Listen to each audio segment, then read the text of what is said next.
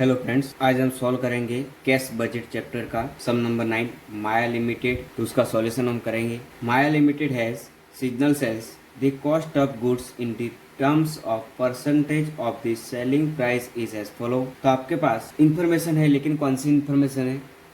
तो first, material in the terms of percentage, wages in the terms of percentage, factory expense in the terms of percentage, depreciation in the terms of percentage. Total percentage is 60% and 60% of the selling price. ये जो आपको percentage दिया है वो selling price का आपको percentage दिया है। तो आपके पास सेल्स और उसके अलावा कोई इन्फॉर्मेशन नहीं है, लाइक परचेज कितना किया, वेजेस कितनी है, फैक्ट्री एक्सपेंस कितना है, डेप्रिसिएशन कितना है, तो वो आपके पास कुछ इन्फॉर्मेशन नहीं है। तो उसका परसेंटेज आपके पास है, तो हम कैलकुलेशन करेंगे। तो कितनी अमाउंट आ रही है, तो वो आपको फर्स्ट रिक्वायरमेंट है कि आपको कैलकुलेशन जरूरी। Additional information are as follow. Information number first, credit sales are 75% and cash sales are 25% of total sales. जो टोटल सेल्स है उसमें दो कैटेगरी है। फर्स्ट है वो क्रेडिट सेल्स है 75% और सेकंड है वो कैश सेल्स है 25%। Second, the company purchase material of a month before its requirement. Purchase of material are on credit. तो जो कंपनी को सेल्स करना है, सपोज सेल्स करना है फरवरी में, तो वो आपको परचेस कब करना है? Before it's requirement. परचेस कब करना है? Purchase material a month before it's requirement. उसका मीनिंग ये है कि आपको 1 मंथ बिफोर आपको परचेस करना। सपोज आपको फरवरी में आपको सेलिंग करना, तो वो आपको परचेस कब करना है? जनवरी में। और मार्च में सेलिंग करना, तो उसको परचेस कब करना है? फरवरी में। तो बिफोर 1 मंथ आपको परचेस। Number 3, time leg.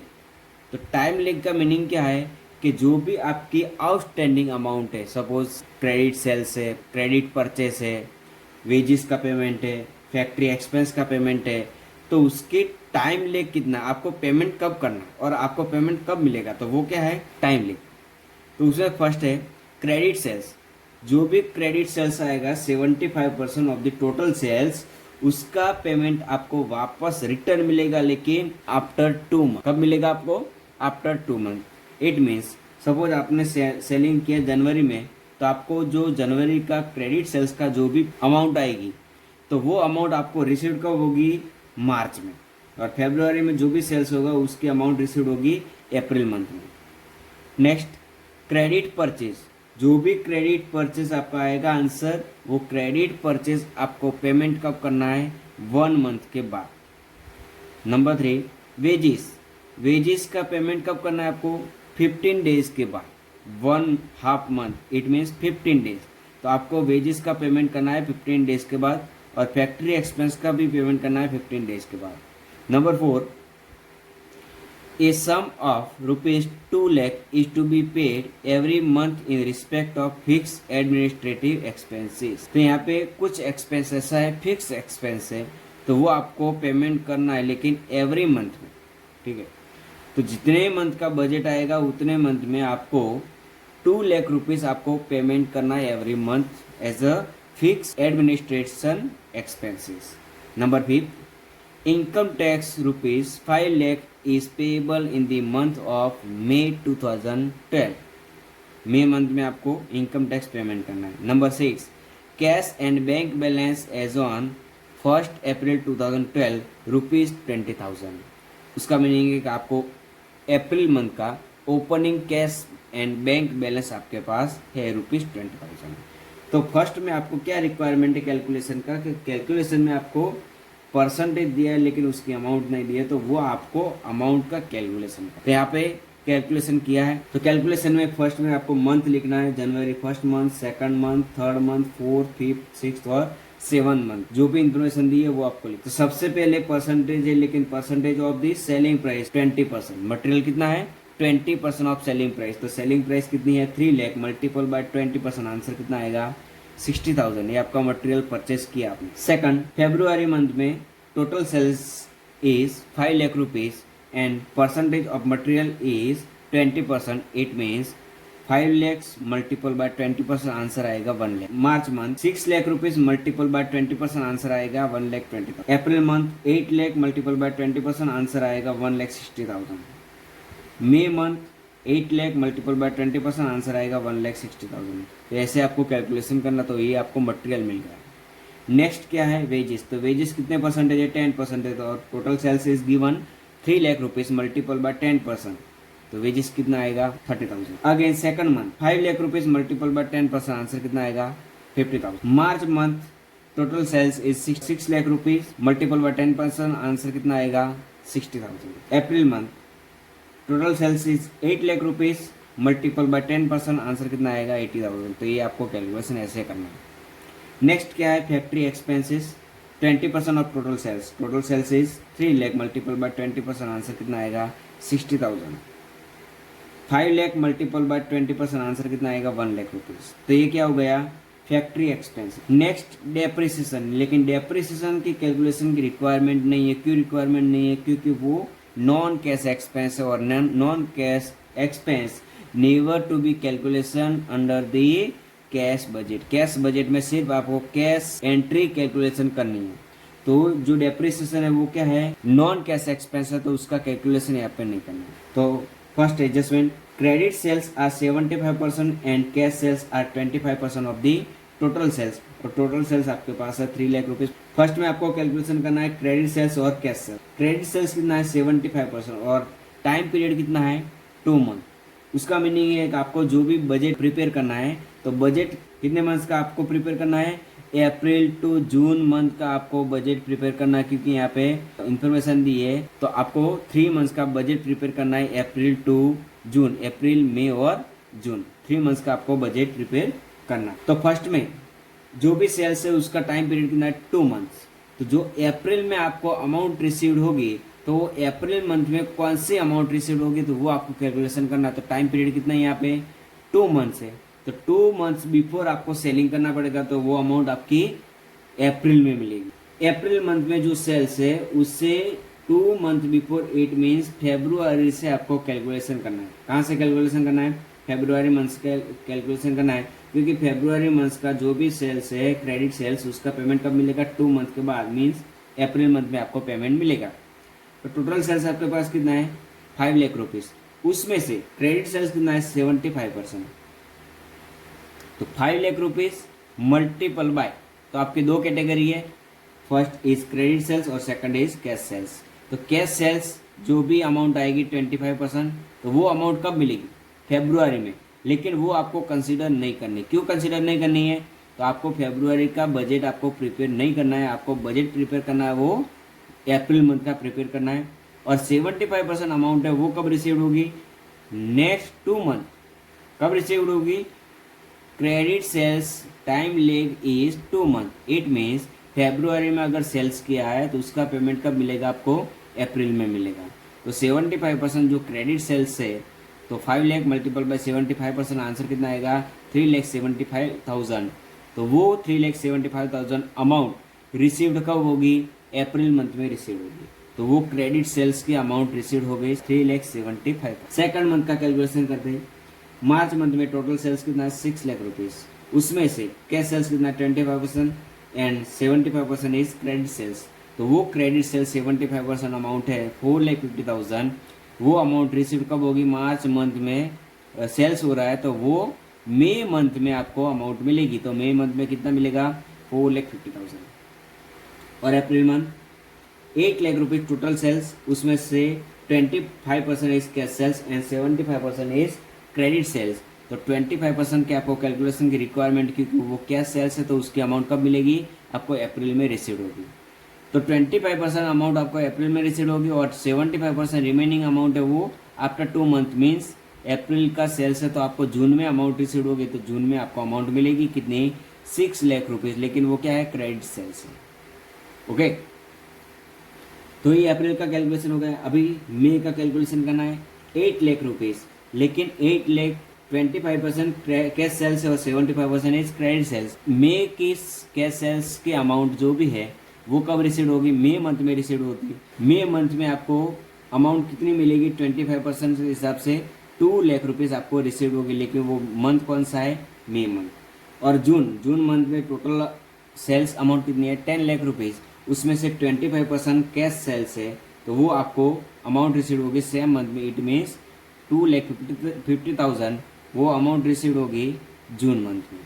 उसमें जो क्रेडिट सेल्स है तो उसकी अमाउंट रिसीव कब होगी, जून के बाद 2 month, it means August month में आपको क्रेडिट सेल्स की अमाउंट मिलेगी, लेकिन वो यहाँ पे कंसीडर नहीं करना, कैलकुलेशन नहीं करना है, क्योंकि वो अमाउंट अगस्त में मिलेगी और आपको बजट बना प्रिपेयर करना है वो अप्रैल, मई और जून मंथ का प्रिपेयर करना है। तो ये आपका कैश सेल्स और क्रेडिट सेल्स हो गया। क्रेडिट सेल्स फेब्रुआरी मंथ का क्रेडिट सेल्स है, वो अमाउंट कितनी है, 3,75,000, तो वो क्रेडिट सेल्स, लेकिन वो अमाउंट कब मिलेगी, अप्रैल मंथ में मिलेगी 3,75,000। मार्च मंथ की जो भी क्रेडिट सेल्स के अमाउंट है 4,50,000, वो अमाउंट कब मिलेगी, मई मंथ में मिलेगी, तो मई मंथ में आपको लिखना है 4,50,000। और अप्रैल मंथ की क्रेडिट सेल्स की अमाउंट है 6 लाख रुपीज़, वो रिसीव कब होगी, जून मंथ में रिसीव होगी, तो जून मंथ में आपको लिखना है 6 लाख रुपीज़। वो हो गई क्रेडिट सेल्स की बात। अभी कैश सेल्स डिस्कशन कर लेते हैं। कैश सेल्स अप्रैल में कितना आया, 2 लाख रुपीज़, तो कैश सेल्स 2 लाख रुपीज़। मई में कैश सेल्स कितना आया, 2 लाख रुपीज़, उसमें भी 2 लाख रुपीज़। जून में कैश सेल्स कितना आया, 2,50,000, तो जून में cash sales is 2,50,000। Next, credit purchase is 1 month, लेकिन उसमें सेकंड एडजस्टमेंट है। तो क्रेडिट परचेज का एडजस्टमेंट क्या है, the company purchase material a month before it's requirement. जब भी रिक्वायरमेंट है, सपोज आपको मार्च मंथ में सेल्स करना है, तो उसकी रिक्वायरमेंट के हिसाब से आपको बिफोर 1 मंथ आपको ऑर्डर करना और परचेज करना है। तो before 1 month it means March month में आपको सेलिंग करना, तो वो आपको ऑर्डर कब करना है, फेब्रुआरी मंथ में परचेज करना है। परचेज करेंगे, लेकिन उसका टाइम पीरियड, टाइम लेग क्या है, तो आपको पेमेंट कब करना है, 1 मंथ के बाद, 1 महीने के बाद आपको पेमेंट करना है। उसका मीनिंग ये है कि अगर अप्रैल मंथ में आपको जो भी सेल्स करना है, वो आपको सेल्स के लिए मटेरियल परचेज कब करना है, मार्च मंथ में परचेज करना है, लेकिन मार्च मंथ का जो भी पेमेंट है वो अप्रैल में करना है। तो अप्रैल मंथ में जो भी रिक्वायरमेंट मटेरियल की है, तो उसका पेमेंट अप्रैल में ही करना है। ओके, तो अप्रैल मंथ में मटेरियल की रिक्वायरमेंट कितनी है, तो अप्रैल मंथ में 1,60,000, तो ये क्रेडिट परचेज है, लेकिन वो क्या है, पेमेंट है, तो आपको पेमेंट में लिखना है क्रेडिट परचेज 1,60,000। मई मंथ में आपको रिक्वायर टोटल सेल्स कितना है, 8 lakh rupees, multiple by 20%, answer is 1,60,000।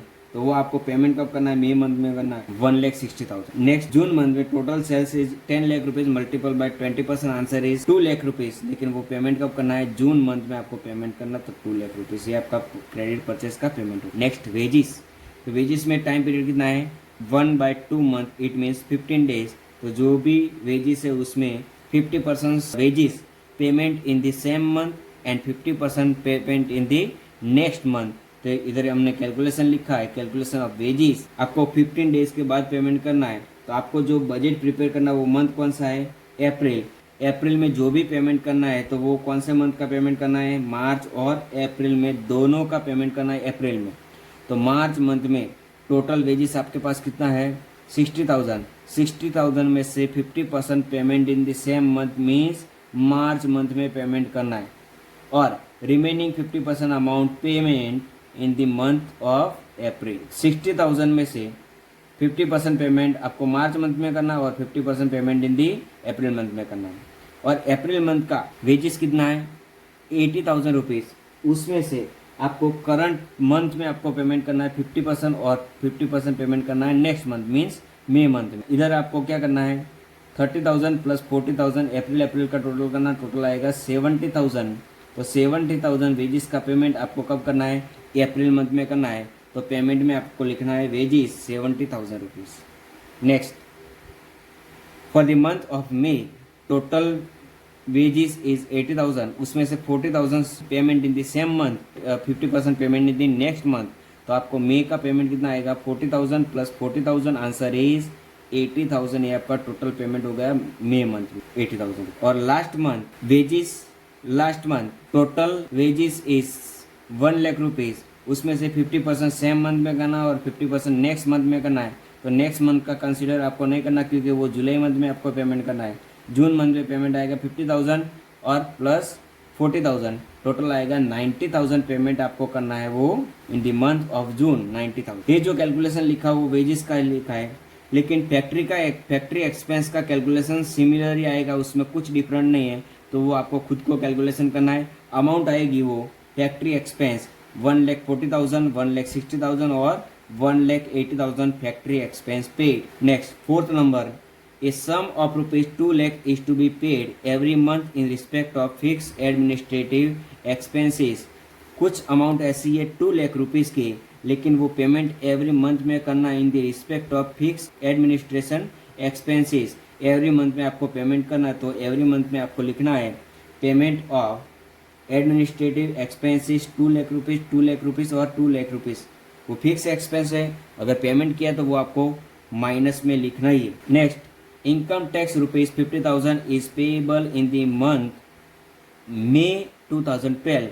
आपने इनकम टैक्स पेमेंट किया 50,000, तो आपको पेमेंट में लिखना है income tax payment in the month of May amount of rupees 50,000। और last, cash and bank balance on 1 April 2012 is rupees 20,000। It means ये आपकी ओपनिंग बैलेंस है, तो ओपनिंग बैलेंस आपके पास, अभी आपको क्या करना है, ओपनिंग बैलेंस आपके पास है प्लस आपके पास जो भी कैश रिसीव्ड हुई है तो उसका टोटल करना है, तो वो क्या आ जाएगी, टोटल रिसिप्ट आ जाएगी। टोटल रिसिप्ट कितनी हुई, ओपनिंग बैलेंस के साथ 5,95,000, उसमें से जो भी आपने पेमेंट किया वो आपको लेस करना, तो पेमेंट कितना किया 5,70,000, तो क्लोजिंग बैलेंस आपकी आएगी वो कितनी आएगी 25,000। Closing balance it means A minus B, तो आपका आंसर आएगा 25,000। 25,000 is closing cash balance for the month of April. It is a opening balance of month of May amount of rupees 25,000। इधर आपको क्लोजिंग बैलेंस मिली है, वो next month में opening balance हो जाएगी। फिर आपको क्या करना है, दोनों का टोटल करना है, तो वो टोटल रिसिप्ट हो जाएगी 6,75,000। उसमें से जो पेमेंट किया वो आपको लेस करना है, तो टोटल आपका पेमेंट कितना हुआ 6,50,000। ए में से आपको बी की अमाउंट लेस करनी है, तो नेट क्लोजिंग बैलेंस आएगी वो कितनी आएगी 25,000।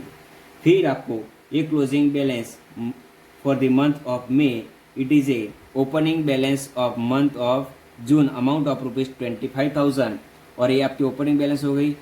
दोनों इनकम है वो प्लस करनी है, तो टोटल आपकी इनकम रिसिप्ट होगी वो 8,75,000। उसमें से जो भी आपने पेमेंट किया तो वो पेमेंट कितना हुआ है 6,70,000।